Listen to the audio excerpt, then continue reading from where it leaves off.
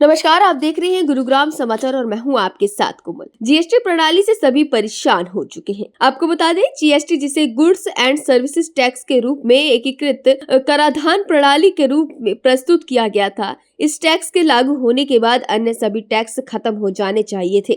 GST का उद्देश्य भारत की कराधान प्रक्रिया को सरल बनाना था। जब से जीएसटी लागू हुआ है, अभी तक जीएसटी कानून में हजारों संशोधन हो चुके हैं। जीएसटी कानून में एक ही उत्पाद पर अलग अलग टैक्स की दरें हैं। सीए, कारोबारी, वकील, उपभोक्ता सभी जीएसटी कानून से परेशान हो चुके हैं। मुकदमों की बाढ़ आ चुकी है। सरकार हर लेन देन को जीएसटी के दायरे में लेकर आई है। 65% जीएसटी की वसूली गरीब और मध्यम वर्ग से हो रही है। जीएसटी में टैक्स की दरें लगातार बढ़ाई जा रही है।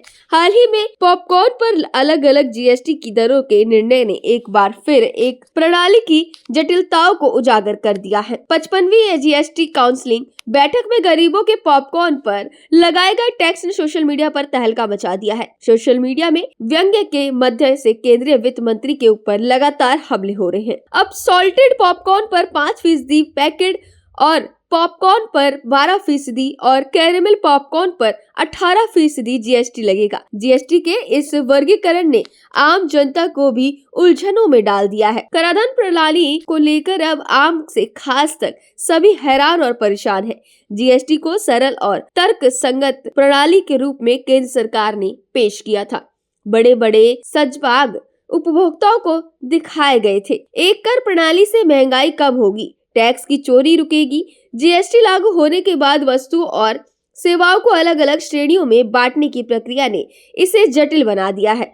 भारत में लागू जीएसटी कानून दुनिया का सबसे जटिल कानून है, जिसका ना कोई और ना कोई छोर है। पॉपकॉर्न जैसे उत्पाद पर 3 अलग अलग टैक्स, जिसका जीता जागता उदाहरण है। जीएसटी कानून में इस तरह के वर्गीकरणों के से उपभोक्ताओं को भ्रमित करता है। जीएसटी के नाम पर उपभोक्ता से लूट की जा रही है। कारोबारियों और कर अधिकारियों के लिए भी जीएसटी के कानून हैरान और परेशान करने वाले हैं। सरकारी अधिकारियों ने इसे लूट और रिश्वत के लिए मुफीद साबित हो रही है। जीएसटी कानून की विसंगतियों के कारण न्यायालय में मुकदमे दिन प्रतिदिन बढ़ते ही जा रहे हैं।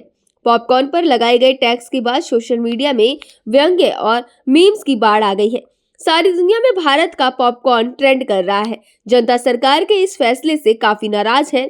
गरीबों और मध्यम वर्ग की दैनिक उपयोग की जरूरतों पर जमीनी हकीकत से विपरीत भारी टैक्स लगाया जा रहा है। मेदू वड़ा और पानी, कफन और अन्य चीजों पर जो टैक्स लगा है, इस पर जनता ने सरकार का मजाक उड़ाना शुरू कर दिया है। इसके साथ ही जनता का विरोध भी देखने को मिल रहा है।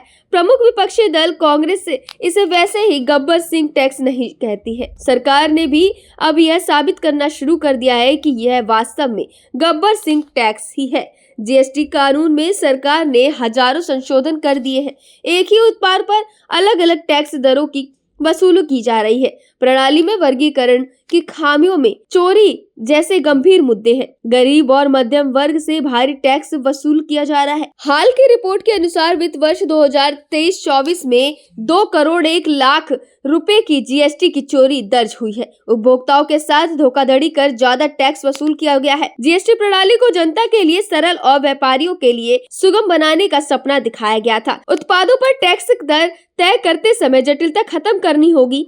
एक देश एक टैक्स के वादे को वास्तविकता में बदलने के लिए अन्य टैक्स खत्म करने होंगे। सरकार जीएसटी के वर्तमान कानून के सुधार पर विचार करे। पॉपकॉर्न टैक्स का यह विवाद केवल टैक्स का मुद्दा नहीं है। यह जनता और सरकार के बीच इस टैक्स को लेकर लगातार असमंजस और विरोध बढ़ता चला जा रहा है। जीएसटी के कारण हर चीज महंगी हो गई है। हर स्तर पर इसमें बार बार टैक्स लग रहा है। एक ही वस्तु पर कई तरह के टैक्स दर होने से उपभोक्ता को लूटा जा रहा है। कराधान का उद्देश्य राजस्व जुटाने के साथ साथ जनता को राहत देना भी है।